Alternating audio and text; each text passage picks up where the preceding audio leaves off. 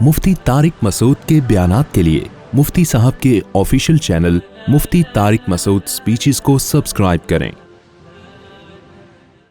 لیکن اگر میں پیغام پہنچا رہا ہوں آپ تک اللہ اور اس کے رسول صلی اللہ علیہ وسلم کا، تو پھر یہ پیغام ہلکا پیغام بولو نہیں۔ اب چند آیتیں ہیں وہ سن کے میں اپنا بیان ختم کرتا ہوں، آپ کو سنا کے۔ میرا پیغام تو نہیں ہے، وہ کس کی کتاب ہے بھائی؟ اللہ کا پیغام ہے۔ آپ سب ابھی سے نیت کر لیں، اور جتنی خواتین یہاں بیان سن رہی ہیں سب ابھی سے نیت کر لیں، اس پیغام کو ہم نے ویلیو دینی ہے، اس پیغام کو ہم نے ہلکا نہیں لینا۔ سب سے پہلا پیغام قرآن کا کیا ہے مونٹریال والوں کے لیے اور پوری دنیا والوں کے لیے؟ وَاعْبُدُوا اللَّهَ وَلَا تُشْرِكُوا بِهِ شَيْئًا، اللہ کی عبادت کرو، اللہ کے ساتھ کسی کو شریک مت کرو۔ یہ میرا پیغام نہیں ہے بھائی، کس کا پیغام ہے؟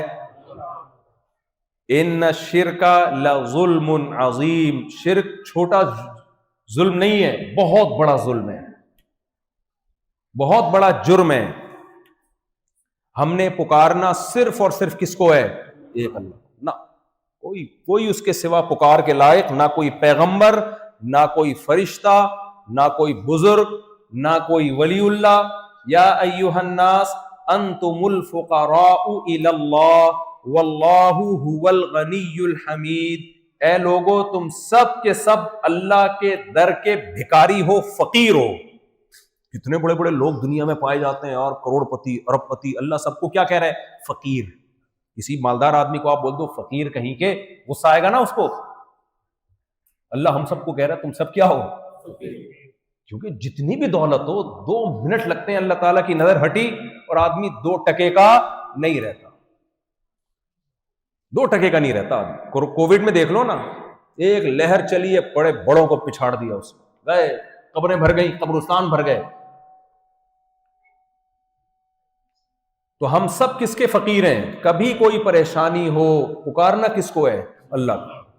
دعا بہت بڑی عبادت ہے، آج ہم دعاؤں سے غافل ہیں۔ پتہ ہے دعاؤں سے ہمیں کس چیز نے غافل کیا؟ وظیفوں نے۔ کس چیز نے غافل کر دیا؟ روحانی عاملوں نے۔ یہ پڑھ لو، یوں کر لو، ایسا ہو جائے گا، سرسوں کا تیل یہاں لگا لو، ناخن پہ یہاں لگا لو، 5 انگلیوں پہ لگا لو، ناک پہ تیل لگا لو، 70 بیماریاں ختم۔ پاکستان میں مارکیٹ میں سب سے زیادہ منجن کون سا چل رہا ہے؟ یار تم بلا وجہ آ گئے یہاں پیسہ کمانے کے لیے۔ تم پاکستان میں ہوتے نا، میں تمہیں اس سے آسان طریقہ بتاتا، ارب پتی بنتے، ارب پتی۔ روحانی عامل بن جاؤ، روحانی عامل بن جاؤ، جن چڑیل بھوت بگانے کا بزنس شروع کر دو۔ اس کے لیے کچھ نہ آنا زیادہ مفید ہے، بالکل جاہل ہوگے کاروبار زیادہ چلے گا۔ کوئی بھی آ رہا ہے تم پہ جادو ہے، تم پہ چڑیل ہے، تم پہ جن ہے، خاتون آ رہی ہے تم پہ، تمہاری ساس نے جادو کرایا ہے، ساس آ رہی ہے تمہاری بہو نے کرایا ہے، نند نے کرا رہا ہے، جٹھانی نے کرایا ہے، پڑوسن نے کرایا ہے، کچھ بھی لکھ کے دے دو، لوگ ایسا یقین کرتے ہیں، ایسا یقین کرتے ہیں۔ میں کہتا ہوں تمہیں اگر روحانی عاملوں کے پاور اور طاقت کو تم کچھ سمجھتے ہو، تمہیں ان کے 2 نمبر ہونے کا یقین نہیں آتا، تو میں تمہارے سامنے بیٹھا ہوں 20 سال سے روحانی عاملوں کے خلاف بول رہا ہوں، چیلنج کر رہا ہوں کہ تمہارے پاس اتنے جن چڑیل بھوت، تو میرا تو کچھ بگاڑو نا یار، کوئی 2-4 چڑیلیں بھیجو ادھر۔ نہیں چڑیل اب کیا یار، تم سارا مزہ خراب کر دیا۔ کہہ رہے ہیں جن، نہیں چڑیل بھیجو۔ اب کدھر دماغ چلا گیا؟ دیکھو بہت گہری بات۔ نہیں وہ چڑیلیں نہیں ہے نا، ایسا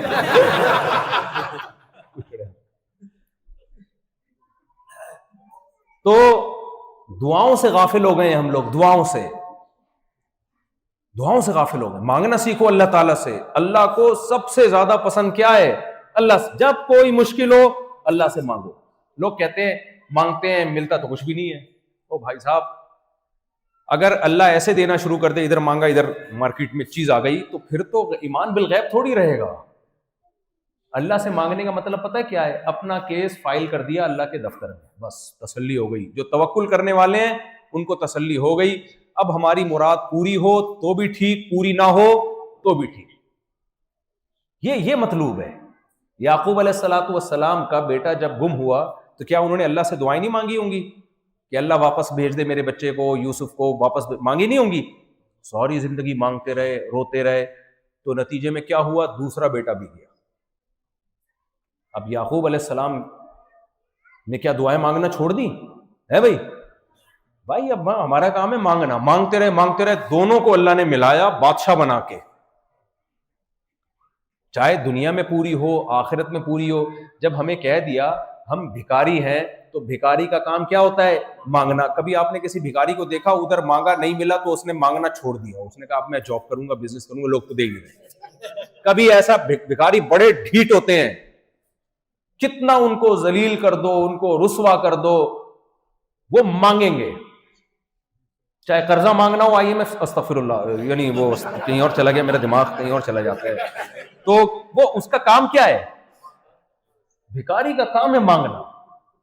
آپ جتنا بھی ذلیل کر دیں، وہ ایک آدمی کی عادت تھی، جب بھی کوئی ہوٹل میں نہاری کھا رہا ہوتا تھا نا بیٹھ کے، یہ نیمبو لے کے جاتا، نچوڑ کے اس کے ساتھ شریک ہو جاتا کہ میں نے بھی تھوڑا سا مدد کی، نیمبو نچوڑا بھائی۔ لوگ کہتے ہیں یار یہ کیا مصیبت ہے یار۔ تو ایک دن کیا ہوا، ایک آدمی نے نیمبو نچوڑا اور کھانا شروع ہو گیا، اس نے کھینچ کے تھپڑ لگا دیا۔ تو اس نے کہا میری ماں بھی مجھے اسی طرح چماٹے مار مار کے کھلاتی تھی، میری ماں بھی مجھے اسی طرح چماٹے مار مار کے کھلاتی تھی۔ تو ڈھیٹ آدمی، ایک دفعہ عزت اپنی سائڈ پہ لگا دو، عزت۔ ہمارے دوست تھے، کبھی استاذوں سے ڈانٹ پڑتی نا، ہمیں ڈانٹ پڑتی، ہم تھوڑی بےزتی محسوس کرتے تھے، تھوڑی دیر کے لیے شوق میں چلے جاتے تھے، ان کو ڈانٹ پڑتی کچھ بھی نہیں ہوتا۔ میں نے کہا یار تم کیا پتھر کہتے؟ عزت آنے جانے والی چیز ہے، عزت کیا ہے؟ فیل نہیں کیا کرو۔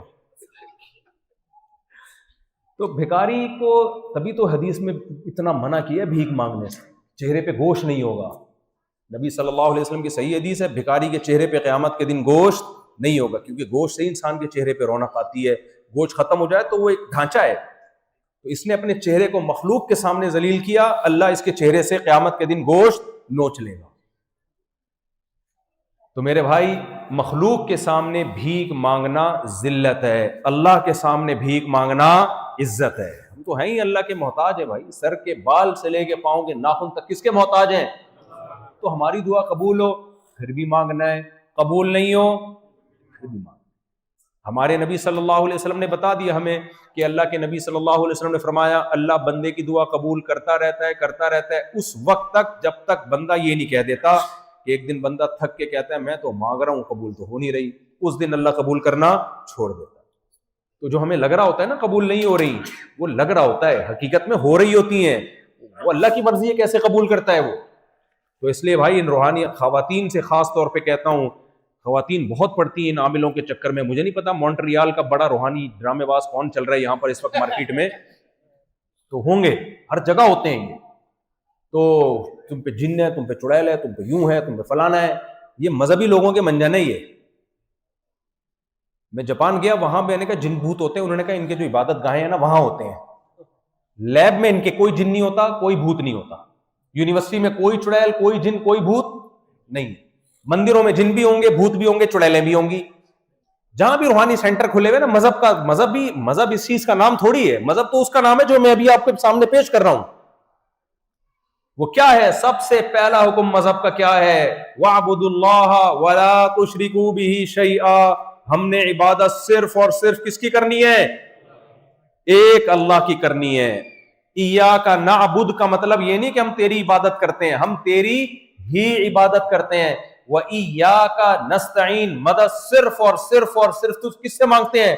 اللہ سے مانگتے ہیں۔ تو جتنی خواتین ہیں یہاں پہ اور مرد ہیں وہ توبہ کریں، ہم کبھی بھی زندگی میں شرک نہیں کریں گے۔ دیکھو بزرگوں سے محبت کا حکم ہے وہ ہماری طرح کے انسان ہیں وہ۔ میں اکثر واقعہ سناتا ہوں، ایک آدمی کو فالج ہوا، میرے پاس آیا، کہتا میں مزار پہ جاؤں گا، سنا اس بزرگ کے پاس جاؤ تو دھڑ صحیح کر دیتے ہیں۔ میں نے کہا ان کے تو دونوں دھڑ کام نہیں کر رہے بھائی، تیرا آدھا دھڑ کیسے ٹھیک کریں گے وہ، تبھی تو قبر میں گئے ہیں۔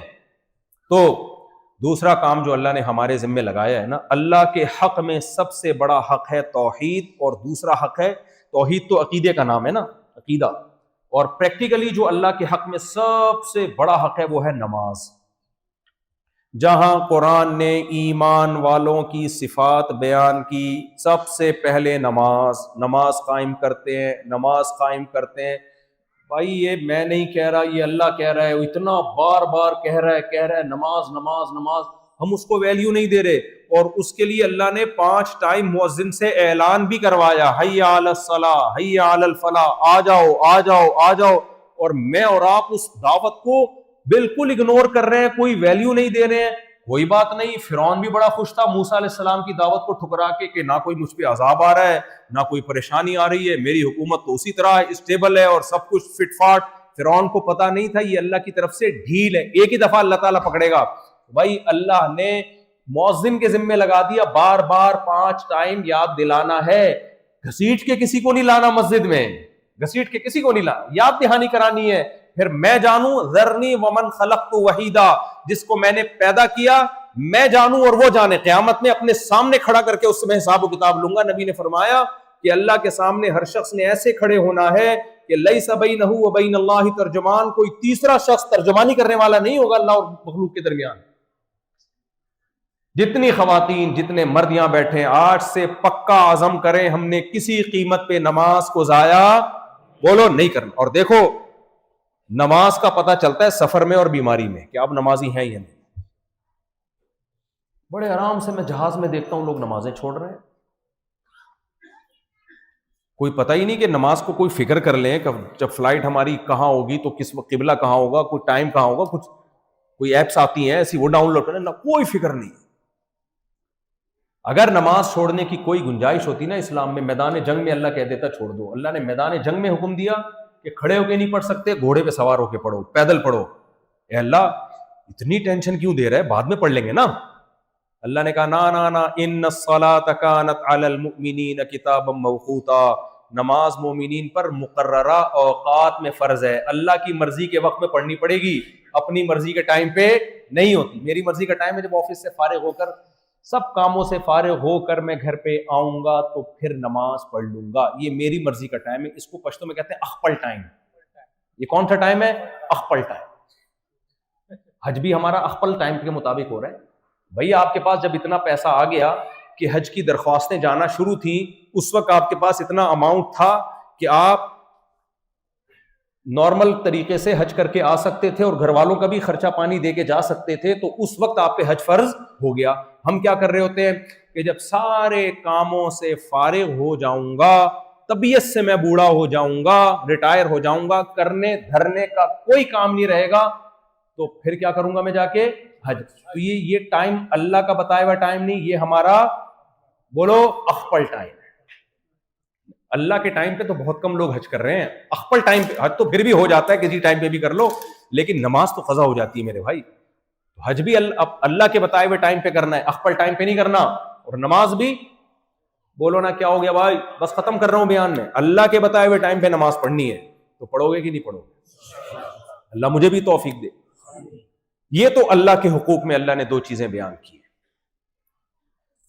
اور مخلوق کے حقوق میں اللہ نے کیا کہا؟ جہاں اللہ نے اپنا حق بیان کیا مخلوق کے حق میں، سب سے پہلے باپ اور ماں، جنہیں کیا کہا جاتا ہے؟ والدین، پیرنٹس. سمجھ میں آ رہی ہے بات کی نہیں آ رہی؟ غیر مسلموں کے ہاں ہیومن رائٹس ہیں، ویمن رائٹس ہیں، ان کی اپنی ایک تفصیل ہے. اللہ کہتا ہے ویمن رائٹ میں کون ہے بھائی؟ ماں. ساری دنیا کی خواتین تم سے خوش ہیں، اماں خوش نہیں ہیں، تم ویمن رائٹس پر عمل بولو نا نہیں. ابا اور اماں یہ 2 رشتے ایسے ہیں، اور انہی میں دادا دادی نانا نانی بھی ہیں. آج کل ہوتے نہیں، مارکیٹ میں پہلے ہی شارٹ ہو جاتے ہیں، کیونکہ شادیاں اتنی دیر سے ہو رہی ہے کہ دادا کی عمر میں تو باپ بن رہے ہوتے ہیں. تو اس لیے میں زیادہ دادا دادی کے حقوق اس لیے بیان نہیں کرتا کہ مارکیٹ سے دادا دادی کیا ہو گئے ہیں. دیر سے شادی کا نقصان ہے نا، جب دیر سے شادی ہوگی تو دادا بننے سے پہلے فوت ہو جاؤ گے، کیونکہ بچہ اتنی دیر سے، پھر اس کی بھی دیر سے کر رہے ہوتے ہو. تو اس لیے یہ ایک الگ پیکیج ہے، اس پر پھر کبھی اور بیان کروں گا انشاءاللہ. ہمارے محلے میں ایک صاحب تھے، بوڑھے آدمی، تو میں ان کے پاس کبھی کبھار جا کے بیٹھا کرتا تھا. بوڑھوں کے پاس جا کے خدا کے بندو بیٹھا کرو، اس سے تمہیں بہت ثواب ملے گا. نبی صلی اللہ علیہ وسلم نے فرمایا جو ہمارے بزرگوں کی تعظیم نہیں کرتا وہ ہم میں سے نہیں ہے، ایسے اکیلا مت چھوڑو ان کو. تو میں بیٹھا کرتا تھا کبھی کبھار. اب وہ چائے منگوا رہے ہیں، وہ اس کو بلاؤ ادھر چائے لے کر آؤں صاحب کے لیے.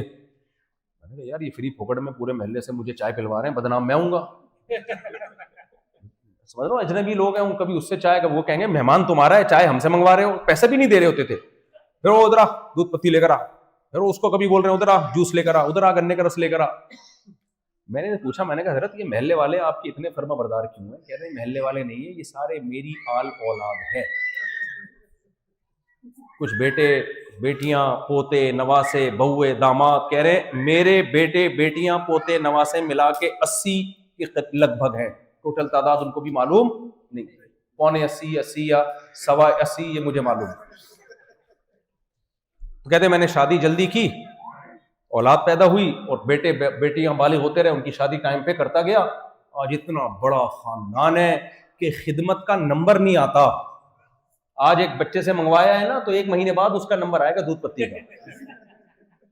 یہ خوشیاں ہیں جو اسلام نے دی ہیں, تم کن چکروں میں پھنس گئے میرے بھائی. کھلانے والا کون ہے؟ اللہ. پھر وہ بڑے فخر سے کہنے لگے بیٹا میں مر گیا نا, میرے پیچھے رونے والے بہت ہیں, چارپائی کو کندھا دینے والے بہت ہیں. اور جاپان میں کیا ہوتا ہے, بوڑھا آدمی رینٹ پہ بندہ بلاتا ہے گپ شپ لگانے کے لیے. میں نے جاپان میں روبوٹ کی وہ پوری شاپ دیکھی ہے جس میں روبوٹ ایسے جاپانیوں نے ایجاد کر لی ہے جو آپ کی تنہائی دور کریں گے. وہ ہنسیں گے بھی, لطیفہ سناؤ گے ہنسیں گے. کیوں کیا؟ ضرورت ایجاد کی ماں ہے. ہماری سوسائٹی میں اس کی ضرورت نہیں ہے, اس سوسائٹی میں اس کی ضرورت. ان کے دماغ ہم سے زیادہ, ایجوکیشن ہم سے زیادہ, اور تہذیب ہم سے زیادہ جاپانیوں میں, پھر بھی تباہ ہو گئے. کیوں؟ فطرت اور نیچر سے بغاوت کی ہے. کس سے بغاوت کی؟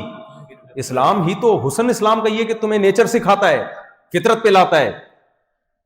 تو خیر, اللہ نے اپنے حق کے بعد مخلوق میں سب سے بڑا حق کس کا بیان کیا؟ بولو, والدین. آپ لوگ جن ملکوں میں رہتے ہیں یہاں سب سے زیادہ نظر انداز والدین کو کیا جاتا ہے. گورنمنٹ کا لا یہ ہے کہ آپ بوڑھے ماں باپ کو گھر میں رکھنا چاہیں تو بھی رکھ سکتے ہیں, اولڈ ہاؤس میں داخل کرنا چاہیں تو بھی کر سکتے ہیں. گورنمنٹ نے آپ کو پرمیشن دی ہوئی ہے. آپ جانے, حکومت جانے. میں جو اللہ کا پیغام آپ تک پہنچانا چاہتا ہوں وہ یہ ہے, اللہ نے قرآن میں, میرا پیغام نہیں ہے بھائی, کس کا پیغام ہے؟ اللہ کا. اللہ نے قرآن میں کہہ دیا اولڈ ہاؤس میں جمع کرنا تو بہت دور کی بات, ان کو بڑھاپے میں گھر میں رکھنا بھی ہے, اور بڑھاپے کی وجہ سے ان کی طبیعت میں جو چڑچڑا پن آیا ہے, غصہ جلدی آ جاتا ہے. جب انسان کمزور ہوتا ہے ایسی باتوں پہ غصہ آتا ہے جس پہ غصہ آنا نہیں چاہیے, آتا ہے تو بہت زیادہ آتا ہے, آنا تھوڑا چاہیے, بہت زیادہ آ رہا ہے. اللہ کہتے ہیں لا تقل لہما اف, آگے سے رپلائی میں اف کرنے کی بھی تمہیں اجازت نہیں ہے. اف کو انگلش میں پتہ ہے کیا کہتے ہیں؟ اوہ. نہیں آئی جہاں تک میری نالج ہے, کیا کہتے ہیں؟ اوہ, اف.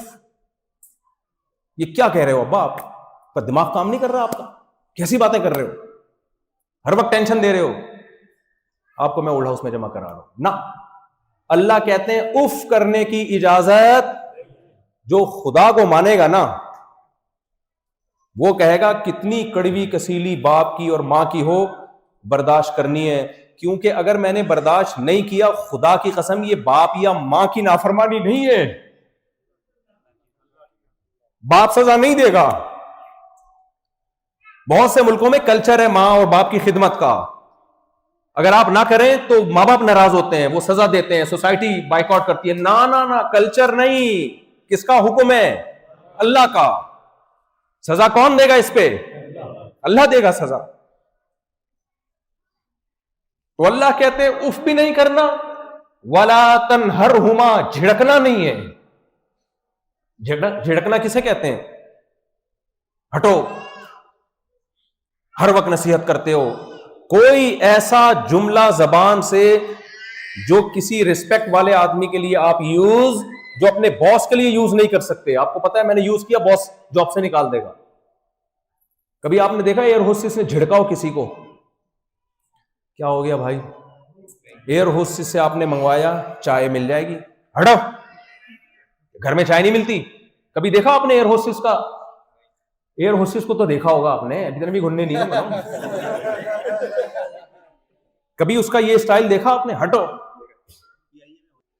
میرے بھائی اس کو پتا ہے ایئر ہوسٹس کو کہ میں نے ایک دفعہ بھی کسی پیسنجر کے ساتھ, مسافر کے ساتھ بدتمیزی کی تو میری جاب کو خطرہ ہے.